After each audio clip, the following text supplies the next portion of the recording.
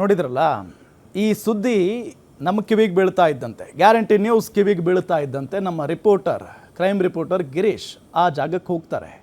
ಆ ಜಾಗಕ್ಕೆ ಹೋದಾಗ ಪಾಪ ಯುವತಿಯ ಮೇಲೆ ಅದೆಷ್ಟು ದಬ್ಬಾಳಿಕೆ ಮಾಡಿದ್ದು ನಾವು ಕಣ್ಣಾರೆ ನೋಡಿಲ್ಲ, ಬಟ್ ನಮ್ಮ ರಿಪೋರ್ಟರ್ ಮೇಲೆ ಆತ ಕೈ ಮಾಡೋದಕ್ಕೆ ಬರ್ತಾನೆ. ಗಿರೀಶ್ ಮೇಲೆ ಆತ ಹಿಡಿದಿದ್ದಂಥ ಮೊಬೈಲನ್ನು ಕಸ್ಕೊಳ್ಳೋದಕ್ಕೆ ಟ್ರೈ ಮಾಡ್ತಾನೆ, ಕೆಟ್ಗಡ್ದಾಗೆಲ್ಲ ಮಾತಾಡ್ತಾನೆ ಆ PG ಓನರ್.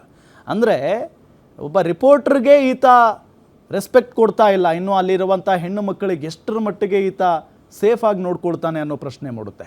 ನನ್ನ ಜೊತೆಗೆ ಆ ದಬ್ಬಾಳಿಕೆಗೊಳಗಾಗಿರುವಂಥ ಯುವತಿ ಕೂಡ ಇಲ್ಲೇ ಇದ್ದಾರೆ, ನಮ್ಮ ಸ್ಟುಡಿಯೋದಲ್ಲೇ ಇದ್ದಾರೆ. ಅವ್ರನ್ನ ಮಾತನಾಡಿಸ್ತಾ ಹೋಗೋಣ. ಮೇಡಮ್ ನಮಸ್ಕಾರ, ವೆಲ್ಕಮ್ ನಿಮಗೆ. ಜೊತೆಗೆ ಈ ಸುದ್ದಿಯನ್ನು ಬೆನ್ನತ್ತಿದ್ದಂಥ ನಮ್ಮ ಕ್ರೈಮ್ ರಿಪೋರ್ಟರ್ ಗಿರೀಶ್ ಕೂಡ ನಮ್ಮನ್ನು ಜಾಯ್ನ್ ಆಗಿದ್ದಾರೆ. ಗಿರೀಶ್, ವೆಲ್ಕಮ್. ಜೊತೆಗೆ ಗುಡ್ ಜಾಬ್.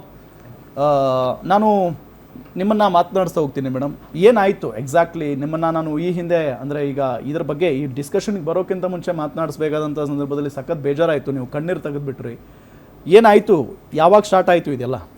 ಸರ್, 3ನೇ ತಾರೀಕು, ನನ್ನ ಹೆಸರು ಐಶ್ವರ್ಯ. 3ನೇ ತಾರೀಕು ಕಳುವಾಗಿದೆ ನನ್ನ PGಯಲ್ಲಿರೋ ಕಾಸು, 2500 ರೂಪಾಯಿ ಕಳುವಾಗಿದೆ. 3ನೇ ತಾರೀಕು 2500 ರೂಪಾಯಿ ಕಳುವಾಗಿದೆ. ನಾನೇನು ಮಾಡಿದೆ, ಅಲ್ಲಿಂದ ಇದ್ದು PG ಓನರ್ ಇಬ್ರಾಹಿಂ ಅನ್ನೋರಿಗೆ ಕಂಪ್ಲೇಂಟ್ ಮಾಡಿದೆ. ಫೋನ್ ಮಾಡಿ ಕಂಪ್ಲೇಂಟ್ ಮಾಡಿದ್ದಕ್ಕೆ ನಿಮ್ಮ ರೆಸ್ಪಾನ್ಸಿಬಿಲಿಟಿ, ನಾವಿದ್ದಕ್ಕೂ ಹೊಣೆ ಆಗೋಕ್ಕಾಗಲ್ಲ ಅಂತ ಅವರು ಫೋನಲ್ಲಿ ಹೇಳಿದ್ರು. ಸರಿ ಆಯಿತು ಅಂತ ಹೇಳಿ ನಾನು ಅಲ್ಲಿಗೆ ಸ್ಟಾಪ್ ಮಾಡ್ಕೊಂಡು ನನ್ನ ಕೆಲಸ ಮುಗಿಸ್ಕೊಂಡು ಬಂದು ನಾನು PGಲಿದ್ದೆ.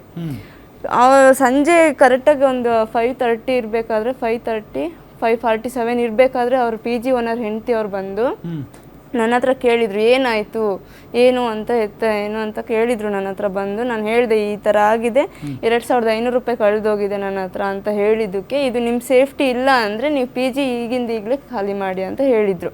ನಾನೇನು ಮಾಡಿದೆ, ಈ ಥರ ಎಲ್ಲ ಖಾಲಿ ಮಾಡೋಕ್ಕಾಗಲ್ಲ, ಲಗೇಜ್ ಎಲ್ಲ ಜಾಸ್ತಿ ಇದೆ, ನನ್ನ ಥಿಂಗ್ಸ್ ಜಾಸ್ತಿ ಇದೆ, ಒಂದೇ ದಿನಕ್ಕೆ ನಾನು ಖಾಲಿ ಮಾಡೋಕ್ಕಾಗಲ್ಲ, 1 ತಿಂಗಳು ಟೈಮ್ ಕೊಡಿ ನನಗೆ ಅಂತ ನಾನು ರಿಕ್ವೆಸ್ಟಾಗಿ ಕೇಳಿಕೊಂಡೆ ಸರ್ ಅವ್ರ ಹತ್ರ.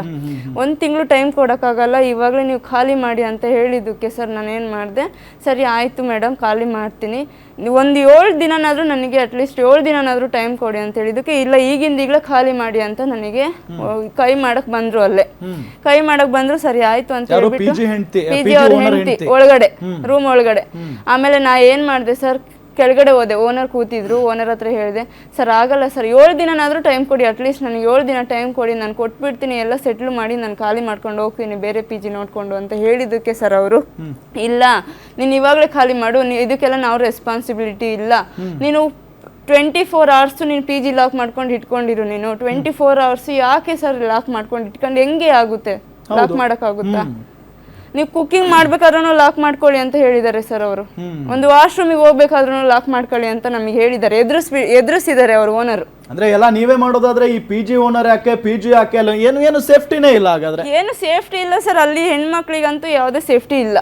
ಹೆಣ್ಮಕ್ಳಿಗಂತೂ ಅದು ಗೇಟ್ ನೋಡಿದ್ರೆ ನೀವೇ ವಿಡಿಯೋದಲ್ಲಿ ನೋಡ್ಕೊ ಬಂದ್ರಿ, ಗೇಟ್ ಆಗಲಿ ಅಲ್ಲಿ ಯಾವುದೇ ರೀತಿಲಿ ಏನೂ ಸೇಫ್ಟಿ ಇಲ್ಲ ಹೆಣ್ಮಕ್ಳಿಗೆ.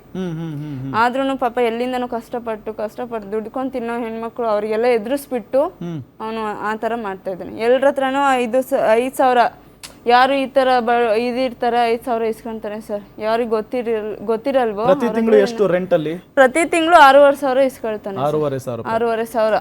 ಏನು ಅಲ್ಲಿ ಸ್ಪೆಷಾಲಿಟಿ ಏನು ಇಲ್ಲ.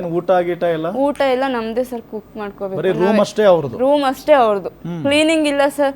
ನಾನು ಆದಷ್ಟು ವಿಡಿಯೋ ಮತ್ತೆ ಫೋಟೋಸ್ ಎಲ್ಲ ಸರ್ಗೆ ಕಳ್ಸಿದ್ದೀನಿ ಸರ್.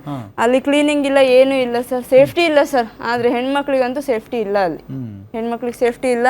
ಮತ್ತೆ ಅವ್ರಿಗೆ ಏನಾದ್ರೂ ಈ ತರ ಪ್ರಾಬ್ಲಮ್ ಆಗಿದೆ ಅಂತ ಹೇಳಿದ್ರೆ ಸರ್ ನಮ್ಮೆಲ್ಲ ಕೂಗಾಡ್ತಾರೆ ಅವರು. ನಮ್ಮೆಲ್ಲ ಅರ್ಥ ಆಗ್ತಾ ಇಲ್ಲ ನೋಡಿ ಪಾಪ, ಅವ್ರ ಮಾತು ಕೇಳಿಸ್ಕೊಳ್ತಾ ಇದ್ರೆ PGಲಿ ಒಬ್ರು ಇದ್ದಾರೆ, ಪ್ರತಿ ತಿಂಗಳು ಹಣ ಕೊಡ್ತಾರೆ ಇವರಿಗೆ ಬಾಡಿಗೆ ರೂಪದಲ್ಲಿ ಅಂತ ಅಂದರೆ ಅವ್ರ ರಕ್ಷಣೆ ಯಾರು ಹೊಣೆ? ಆ PGನ ಕ್ಲೀನ್ ಮಾಡೋದಾಗ್ಲಿ, ಆ PGಯಲ್ಲಿರೋರಿಗೆ ಏನು ಸಮಸ್ಯೆ ಆಗಿದೆ ಅಂತ ಕೇಳ್ಕೊಳ್ಳೋದಾಗ್ಲಿ ಯಾರು ಹೊಣೆ? ಆ PG ಓನರ್ ತಾನೆ. 2,500 ರೂಪಾಯಿ ಕಳೆದು ಹೋಗಿದೆ. ಅವರೇ ದುಡ್ಕೊಂಡು ತಿನ್ನೋರು ಅವರು, ಪಾಪ ಏನು ರಿಚ್ ಅಲ್ಲ. 2,500 ರೂಪಾಯಿ ಕಳೆದು ಹೋಗಿದೆ ಸರ್ ಅಂತ ಹೇಳಿ PG ಓನರ್ ಕರೆ ಮಾಡಿ ಹೇಳಿದ್ದಾರೆ. ಅದಕ್ಕೆ ಆ ಯುವತಿಯ ಮೇಲೆ ದಬ್ಬಾಳಿಕೆ ಮಾಡ್ತಾರೆ ಅಂತ ಅಂದರೆ ಇನ್ನು ಏನು ಅರ್ಥ? ಯಾರಿಗೆ ಹೇಳಬೇಕಾಗಿತ್ತು? ಆ ಯುವತಿ ಎದ್ರೆ ಇರು, ನಿನಗೆ ಸೇಫ್ ಅನ್ಸಿದ್ರೆ ಇರು, ಇಲ್ಲ ಅಂದರೆ ಹೊರಟೋಗಿಲ್ಲಿಂದ ಅಂತ ಹೇಳಿ ಅವತ್ತೇ ಹೊರಟು ಖಾಲಿ ಮಾಡ್ಬೇಕಂತೆ. ಆ ಯುವತಿ ಎಲ್ಲಿ ಹೋಗ್ಬೇಕು ಪಾಪ, ಆಕೆ ಎಲ್ಲಿಗೆ ಹೋಗ್ಬೇಕಾಕೆ? ಇಂಥ PG ಓನರ್ ಇಬ್ರಾಹಿಂ, ಇವನು ಯೋಗ್ಯತೆಗೆ ಎಷ್ಟು ಬೆಂಕಿ ಹಾಕ. ಸೊ ಇಷ್ಟೆಲ್ಲ ಆಗುತ್ತೆ. ಅದಾದ ನಂತರ ನೀವು ಪಿ ಜಿ ಓನರ್ ನಿಮ್ಮ ಮೇಲೆ ಕೈ ಮಾಡ್ತಾನ? ಕೈ ಮಾಡಿದ್ರು ಸರ್, ಅದೆಲ್ಲ CCTV ಇದೆ ಫುಟೇಜು. ಓಕೆ. ಆಮೇಲೆ CCTV ನಾನು ಏನು ಮಾಡಿದೆ ಸರ್, ಇಲ್ಲ ಆಗಲ್ಲ ಸರ್, ನಾನು ವಯಸ್ಸಾದ ಪೊಲೀಸ್ಗೆ ಕಂಪ್ಲೇಂಟ್ ಕೊಡ್ತೀನಿ ಸರ್, ಈ ಥರ ಎಲ್ಲ ಮಾಡಿದ್ರೆ ಅಂತ ಹೇಳಿದ್ರೆ ಅವಾಗಲೂ ಒಂದ್ಸಲ ಹೊಡಿಯೋಕೆ ಬಂದರು ಸರ್ ನನಗೆ. ಆವಾಗಲೂ ಹೊಡಿಯೋಕೆ ಬಂದರು, ಹಂಗೆ ಸ್ಟಾಪ್ ಆದರು, ಅಲ್ಲೇ ಕೈ ಎತ್ತಿದ್ರು ಸ್ಟಾಪ್ ಆದರು ಸರ್ ಅಲ್ಲೇ. ಆಮೇಲೆ ನಾನು ಏನು ಮಾಡಿದೆ ಸರ್, ನಾನು ಹೊಯ್ಸಳದವರಿಗೆ 112 ಕಾಲ್ ಫೋನ್ ಮಾಡ್ತೀನಿ ಅಂತ ಹೇಳಿದ್ದಕ್ಕೂ ಹೊಯ್ಸಳ ಅಲ್ಲ ಅವ್ರ ಅಪ್ಪಗೆ ಫೋನ್ ಮಾಡ್ಕೊ, ನೀನು ಅವ್ರ ಅಪ್ಪಗೆ ಫೋನ್ ಮಾಡ್ಕೊ, ಇಲ್ಲ 1,000 ಕೊಟ್ಟು ನಾನು ಪೊಲೀಸ್ ಅವರಿಗೆ 1,000 ಕೊಟ್ಟು ನಾನು ಆಚೆ ಬರ್ತೀನಿ, ಅದೇನು ಮಾಡ್ಕೊತೀಯ ಮಾಡ್ಕೊ ಅಂತ ಹೇಳ್ಬಿಟ್ಟು ಹೋದ್ರು ಸರ್ ನನ್ನ ಹತ್ರ ಅವರು. ಜಸ್ಟ್ ಇಮ್ಯಾಜಿನ್ ಸರ್, ನನ್ನ ಮೇಲೆ ದಬ್ಬಾಳಿಕೆ ಮಾಡ್ತಾ ಇದ್ದೀರಾ, ಹೊಯ್ಸಳನವ್ರಿಗೆ ಕಾಲ್ ಮಾಡ್ತೀನಿ, ಪೊಲೀಸ್ನವ್ರಿಗೆ ಕರೆ ಮಾಡ್ತೀನಿ ಅಂದಿದ್ರೆ ಅವರಲ್ಲ ಅವ್ರ ಅಪ್ಪನಿಗೆ ಕಾಲ್ ಮಾಡ್ಕೊ, 1,000 ರೂಪಾಯಿ ಪೊಲೀಸ್ನವ್ರಿಗೆ ಕೊಟ್ಟು ವಾಪಸ್ ಬರ್ತೀನಿ ನಾನು ಹೊರಗಡೆ ಅಂತ ಹೇಳ್ತಾನಂತೆ ಆ ವ್ಯಕ್ತಿ ಪೊಲೀಸ್ನವರು. ಆಮೇಲೆ ಸರ್ ನಾನು ಏನು ಮಾಡಿದೆ, ಹೊಯ್ಸಳಕ್ಕೆ ಫೋನ್ ಮಾಡಿದೆ ಸರ್. ಮಿನಿಮಮ್ ಅಂದರೂ 1 ಅವರ್ ಆದರೂ ಹೊಯ್ಸಳದವರು ಯಾವುದೇ ರೀತಿಲಿ ನಮ್ಮ ಹತ್ರ ಬಂದು ಏನು ಅಂತ ಕೇಳಿಲ್ಲ ಸರ್. ಹೊಯ್ಸಳದವರು 1 ಅವರ್ ಮಿನಿಮಮ್ 1 ಅವರ್ ಆಚೆ ಕರೆ ಮಾಡಿದ ನಂತರ 1 ಅವರ್ ಆದರೂ ಬಂದಿಲ್ಲ ಸರ್. ಫೋನ್ ಮಾಡಿದ್ರು 1 ಅವರ್ ಬಂದಿಲ್ಲ ಸರ್. ನಾನು ಅದಾದ ನಂತರ ಕಮಿಷನರ್ ಸರ್ಗೆ ಫೋನ್ ಮಾಡಿದೆ ಸರ್. ಕಮಿಷನರ್ ಅವ್ರಿಗೆ ಮಾಡ್ತೀನಿ, ಕಮಿಷನರ್ ಆಫೀಸ್ಗೆ ಫೋನ್ ಮಾಡಿದೆ ಸರ್, ಈ ಥರ ಆಗಿದೆ ಅಂತ ಹೇಳ್ಬಿಟ್ಟು. ಕಮಿಷನರ್ ಸರ್ ಅಲ್ಲಿಂದ ಫೋನ್ ಮಾಡಿ ಇಮಿಡಿಯೇಟ್ ಆಗಿ ಅಲ್ಲಿ ಹೋಗಿ ಏನಿದೆ ವಿಚಾರಿಸಿ ಅಂತ ಹೇಳಿದ್ದಕ್ಕೆ ಅವ್ರು ಆಮೇಲೆ ಬಂದಿದ್ದು ಸರ್. ಅವರೇ ಹೇಳಿ ಕಮಿಷನರ್ ಸರ್ ನಮಗೆ ಕಳಿಸ್ಕೊಟ್ಟಿದ್ದಾರೆ ನಮಗೆ ಅಂತ ಅವ್ರ ಬಾಯಿಂದಾನೆ ಅವ್ರು ಹೇಳಿದ್ದಾರೆ ಸರ್. ಯಾರು ಹೊಯ್ಸಳನವರು? ಹೊಯ್ಸಳ ಅವರು. ಓಕೆ. ಅವ್ರು ಬರೋಕ್ಕಿಂತ ಮುಂಚೆ PG ಓನರ್ ಮತ್ತೆ PG ಓನರ್ ಹೆಂಡತಿ ಓಡೋಗ್ಬಿಟ್ರು ಗಾಡಿಯಲ್ಲಿ ಓಡೋಗಿದ್ರು. ಆಮೇಲೆ ಅದಾದ ನಂತರ ಅವ್ರು ಬಂದ್ರು ಸರ್. ಅಲ್ಲಿ ಅವ್ರು ಬಂದಿದ್ದು PG ನೋಡಿದಾಗ್ಲಿ ರೋಡಲ್ಲೇ ನಿಲ್ಸ್ಕೊಂಡು ಗಾಡಿನ PG ನೋಡಿಲ್ಲ, ಅಲ್ಲಿ ಏನು ಎತ್ತ 1-2 ಜನಕ್ಕೆ ವಿಚಾರಿಸೋದು ಏನು ಮಾಡಿಲ್ಲ ಸರ್ ಹೊಯ್ಸಳದವರು.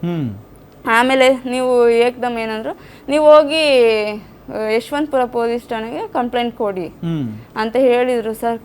ನಾನು 9:30 ಸರ್ ಇದು ಯಶವಂತಪುರ ಪೊಲೀಸ್ ಸ್ಟೇಷನ್ಗೆ ಹೋದೆ ಸರ್. ನೈಟ್ 9:30 ಹೋದೆ. ನನ್ನ ಫ್ರೆಂಡು ನನ್ನ ಜೊತೆಲಿದ್ರು ಸರ್. 9:30 ಹೋಗಿದ್ದು ಸರ್. ಕಂಪ್ಲೇಂಟ್ ಬರ್ದು ಸರ್. ಕಂಪ್ಲೇಂಟ್ ಬರ್ದ್ಕೊಟ್ಟೆ. ಇಷ್ಟು ಏನಮ್ಮ ಬರೆಯೋದು ನೀನು? ಅಲ್ಲಿ ಇದ್ದದ್ದು ASI ಇದು ನಟರಾಜ್ ಅನ್ನೋರು, ಮತ್ತೆ ಇದು ಕಾನ್ಸ್ಟೇಬಲ್ ಚೇತನ್ ಇದ್ದವರು. ಇಷ್ಟೇನಮ್ಮ ಬರೀತೆ, ಇದಕ್ಕೇನಿದೆ ನಿಮ್ಗೆ? ಇಷ್ಟು ಬರ್ದ್ಕೊ, ಎಲ್ಲಿ ಏನ್ ನಡೆದಿದೆ ನಾನು ಅದನ್ನೇ ಬರ್ದ್ಕೊಟ್ಟೆ ಸರ್. ಅಲ್ಲಾಗಿರೋದ್ರ ಬಗ್ಗೆ ಇಷ್ಟೇನ್ ಬರ್ದ್ಕೊಟ್ಟಿದ್ದೀರಾ? ಇದನ್ನ ತಗೊಂಡು ಸರ್ 10:30 ತನಕ ನಮ್ಮನ್ನ ಕಾಯಿಸಿದಾರೆ. ಏನು ಒಂದು ಇದಕ್ಕೆ ಒಂದು ಸೀಲ್ ಆಗ್ಲಿ ಸೈನ್ ಆಗ್ಲಿ ನಮ್ಗೆ NCR ಆಗ್ಲಿ ಏನು ಕೊಟ್ಟಿಲ್ಲ ನಮ್ಗೆ. ಕೇಳಿದ್ರೆ ಅಲ್ಲಿನ ಕಂಪ್ಯೂಟರ್ ವರ್ಕ್ ಆಗಲ್ಲ, ಸಿಸ್ಟಮ್ ಇಲ್ಲ, ಅಲ್ಲಿ ಸಿಸ್ಟಮ್ ವರ್ಕ್ ಮಾಡೋರು ಯಾರು ಇಲ್ಲ, ನೀವ್ ಇವಾಗಿರ್ರಿ ನಾಳೆ ಬೆಳಿಗ್ಗೆ ಬರ್ರಿ, ನಿಮಗೆ ಒಬ್ರಿಗೆ ಪ್ರೊಟೆಕ್ಷನ್ ಕೊಡಕ್ ಆಗಲ್ಲ, 1000 ಜನ ಬರ್ತಾರೆ 1000 ಜನ ಹೋಗ್ತಾರೆ ಅಂತ ಹೇಳಿ ನನ್ನ ಮೇಲೆ ಕೂಗಾಡಿ, ಅದು ಏಕವಚನದಲ್ಲಿ ಒಂದು ಹೆಣ್ಣು ಅಂತ ನೋಡ್ದಲೆ ಏಕವಚನದಲ್ಲಿ ಹೋಗಿ ಬಾರೆ ಅಂತ ಮಾತಾಡ್ಸಿದ್ದಾರೆ ASI ನಟರಾಜ್ ಸರ್.